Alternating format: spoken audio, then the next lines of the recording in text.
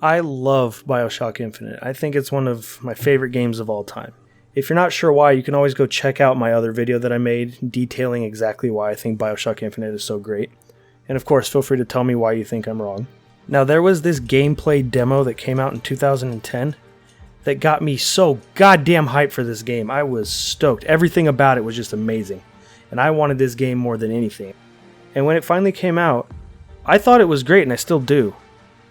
But there was just something missing. It just wasn't quite what I was hoping for. Just barely missing the mark. So the goal of this video is to go through that 2010 gameplay demo from beginning to end and try to break it down and figure out what is it that the final product was actually missing. What is that missing ingredient that would have brought it from a great game to an absolutely amazing generational game? So that's exactly what we're going to do. I'm going to go through from beginning to end, and we're going to figure out what Bioshock Infinite could have been that would have made it the best game ever.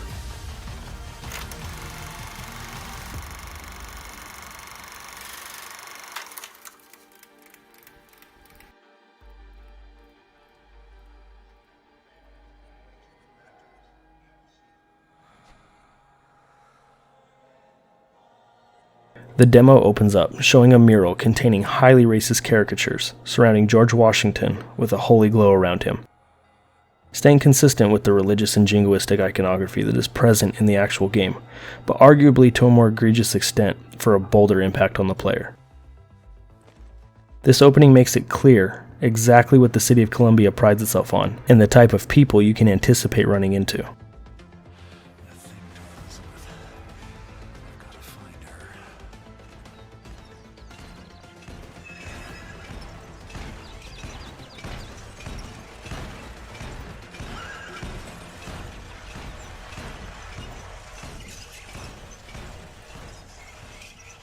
The first thing that you run into is a floating building that seems to be teetering from side to side, and the balloons on the bottom start to go out.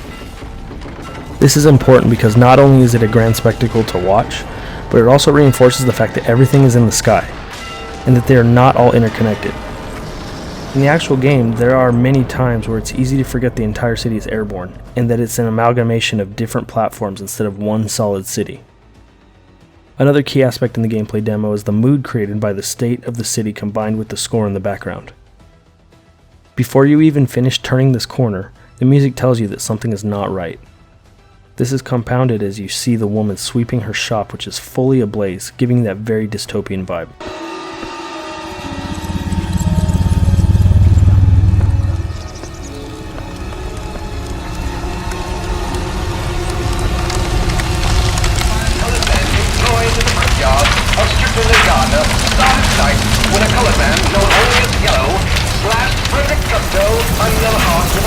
Okay, let me stop. Look how open this area is. You can clearly continue to the left or just go right if you want. I'll delve into that deeper in just a minute, but bear in mind the open world vibe as we go forward. The musical score comes to the forefront again by compounding the grandiose yet oppressive nature of this enormous Elizabeth statue.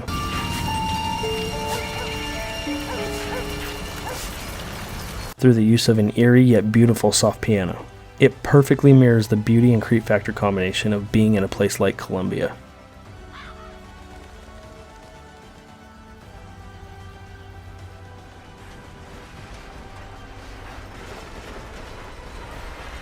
As we move forward, we see yet another super creepy image, a common and welcome theme throughout the video. This guy who won't make eye contact, completely engulfed in crows.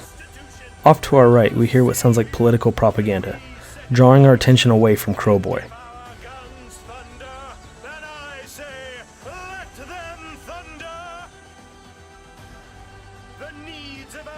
To add to the unsettling nature of this place, you approach a politician surrounded by guns, giving a rousing, overly patriotic and jingoistic political speech. To absolutely no one. All of this goes towards that creepy atmosphere of a cult-like city mixed with a hint of paranormal. This paranormal aspect that the world is alluding to comes to the forefront when you grab one of the guns and this dude freaks out on you. But it's made clear through his glowing eyes and glitching head that he is not of this world. He orders Charles to attack you, and the guy surrounded by crows gets up and hits you with that murder of crow's vigor. What the fuck? Why couldn't we have a scene like this happen in real time in the actual game? It seems so organic to your actions, whereas everything in the game seems very scripted. And let's talk about enemies using vigors against you. That's so badass, and yet nowhere to be found in the real game. So, you rush Charles and you punt his ass off the edge. Excuse me! Excuse me! What are you doing? That's how I roll. Which, to be fair, is a technique that's present in the game, but more so with the use of undertow than with the skyhook melee. Then the politician escapes on the skyline, which is another cool aspect. Not every conflict has to be resolved the same way. Sometimes they can just get away. You look over the edge and you see Charles' dead body on a skyline freight container, a bottle laying next to him. You use some sort of force power vigor that we never got in the game to pull it to you Luke Skywalker style.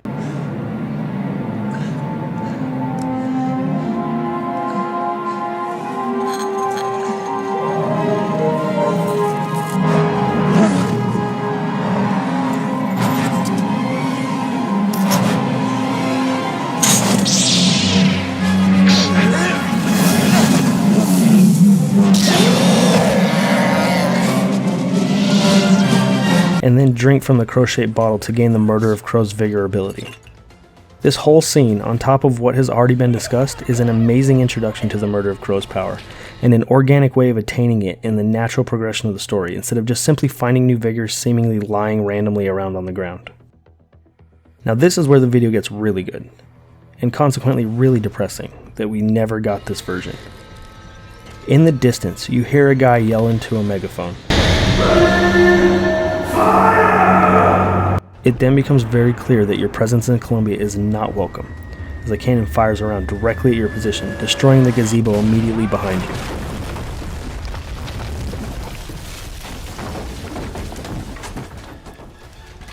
Now look how far away that cannon is.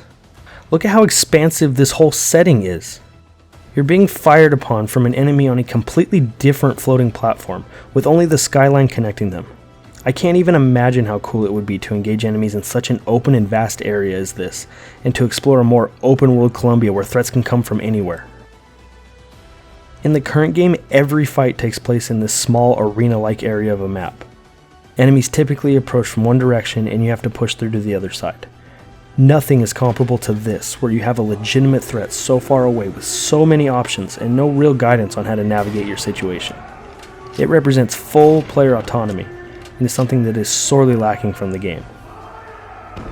So Booker decides his best option is to ride the skyline. This version of the skyline is what it should have been in the game. If you look, you can see many different skyline tracks going to different locations. There is nothing preventing Booker from riding the skyline he is currently on up and to the right. But he decides it's better to jump to an adjacent track, and he has the freedom to do so. Not to mention the sheer verticality of the different skyline rails, some going out all the way above the roofs while others go down near the base of the platforms. Again, the vastness and variety of the skyline setup is what was really needed. In the current game, there are skyline tracks, sometimes multiple in the same area, but they all just loop around that same arena and tend to be on the same general plane with very limited verticality. They are used as a combat option for relocating your position within the arena, but it is clear that that is all they are for. If you see some skyline that you can actually ride on, you can be sure that you're in a fight arena. They almost never give the feeling of going to new locations and actually snaking through all of Colombia in order to transport goods to the various city platforms, which would really help with player immersion. The skylines would seem much more organic and not just there because that's where you're going to fight some dudes. They seem like a bit of an afterthought, and that they were just put in to fulfill developers' obligation to include them in the game. The exception would be the escape from the monument, where you're riding the skyline away from Songbird, but that acts as more of a cutscene than anything.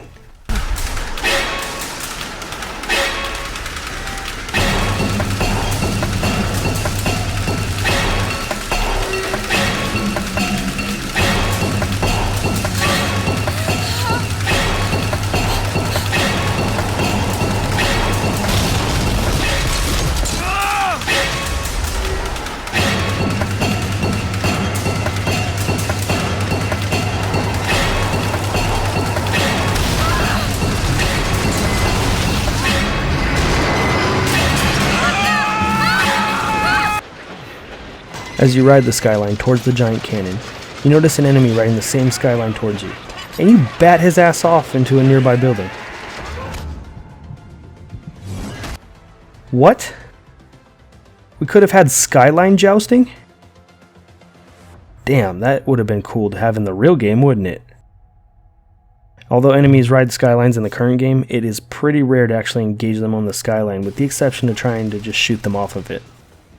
Can't take too much time to admire a kill. You still have a giant cannon really upset with you, as it demonstrates by whistling a shell at your head the second you land off the skyline. You duck into a nearby building, which turns out to be a local bar. And it all seems quiet and normal. Too quiet. Did they not hear the building next to them explode? Then things take a turn for the worst, as you take a shotgun blast to the temple. Now, of course, you quickly shake that shit off, and use your force power to turn the man's shotgun back on him, before taking possession of the weapon. That would be a cool vigor to have too. Then the whole friggin' bar rushes at you, and you have to use your newly acquired Murder of Crows power to keep him busy, as you kindly make your exit. But there's a cannon waiting for you, cause he still remembers. He fires a shell at you that you stop mid-air, Matrix style. This is somewhat akin to the return to sender vigor in the game, but just more badass. You don't actually send bullets back at people, you just turn bullets into like a bullet fireball and kind of lob it at them.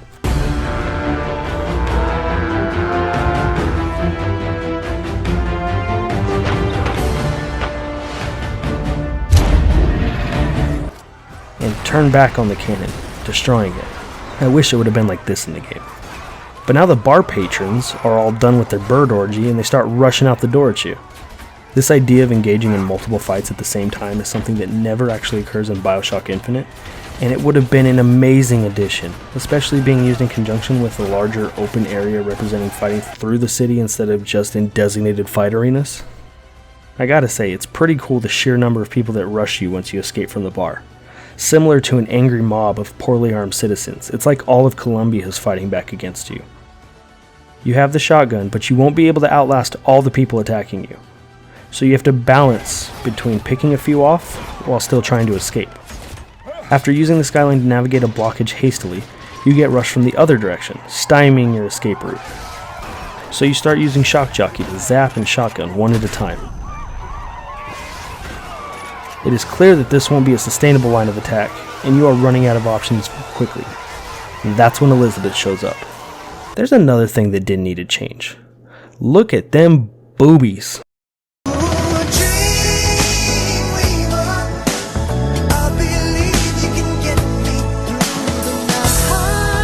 She uses her terror abilities to create a rainstorm and prompts you to use shock jockey in order to fry them all at once. Okay, I have to stop here because this is a huge difference. In the current game, you can select from a few tears that Elizabeth can use for you.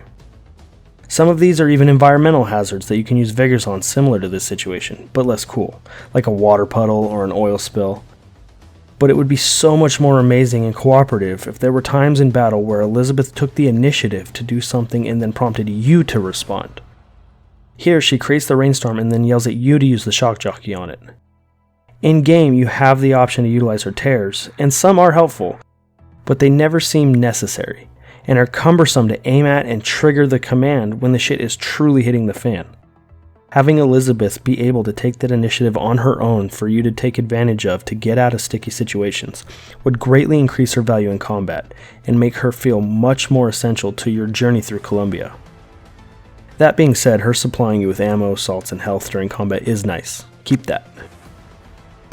Not a huge thing, but you will notice that Elizabeth creating that rainstorm allowed the game to seamlessly transition to a much darker atmosphere and mood. Now all of Columbia is engulfed in a storm, and has that foreboding mood creeping in. Pretty slick.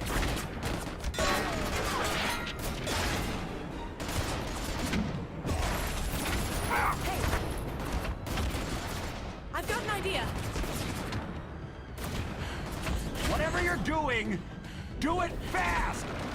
Here's Elizabeth taking initiative again by using her powers to create a giant ball of hot metal that you can use your return to sender power on in order to clear an obstruction. There's a brief reprieve from the chaos as Elizabeth gathers herself after expending so much of her powers.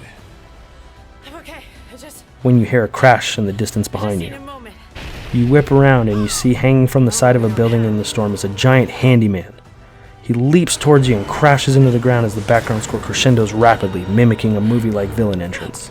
As soon as his feet hit the ground, you and Elizabeth nope it right the fuck out of there. And there's a very cool visual effect of the handyman's shadow on the ground as he bounds across the buildings behind you, only to land in front of you and give you the old Henderson hammer. That's all! He's down! And it is all over! Here is the knockout. You see, as he circles, you catch him on the button. Did you know he was out before you landed this one? Normally, I'm not that way in fights. I know if the guy's out, I tend to stop. I knew I hit him out, and I think that one was just to shut him up a little bit. Then he just up and chucks a fucking horse at you, demonstrating how formidable of a boss he's gonna be.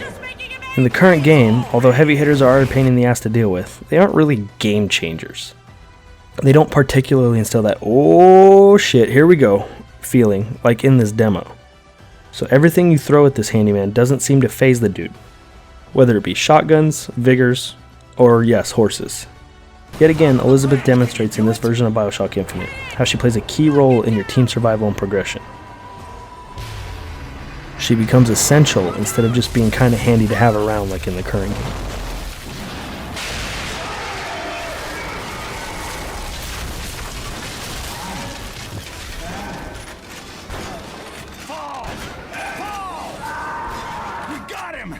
We got him! Elizabeth? 3 cheers for us, eh? That was the one who was chasing you, right? No. That wasn't Last him. but certainly not least comes the introduction of the dopest character in the game, That's him! Songbird. With his own badass rooftop lightning Batman entrance to boot.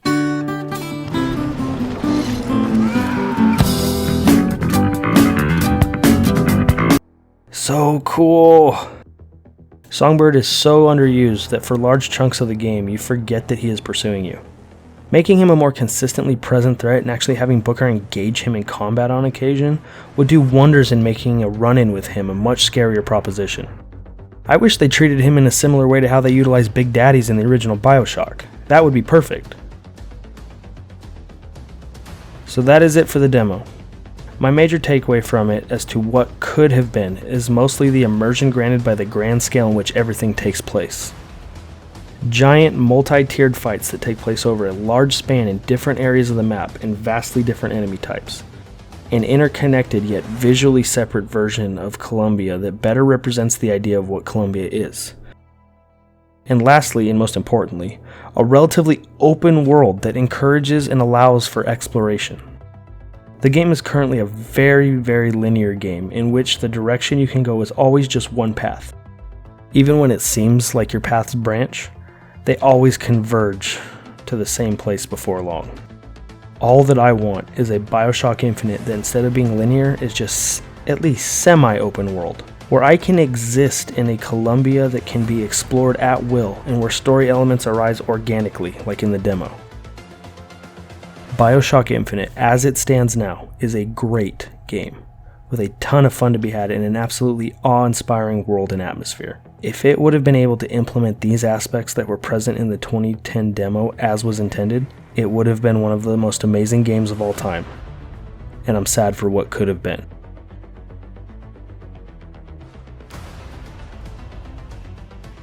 Alright. Thank you if you stuck around all the way to the end of this very, very important discussion. But hey, I mean, this is a topic that's important and interesting to me, so I wanted to really delve into it. I hope you liked my analysis because this video took a long time to make. So if you could find time to give it a like or consider subscribing, that would be super cool. Thank you.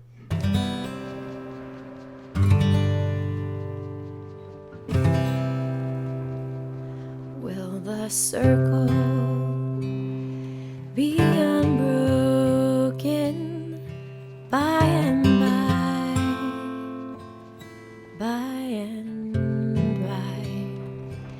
is a better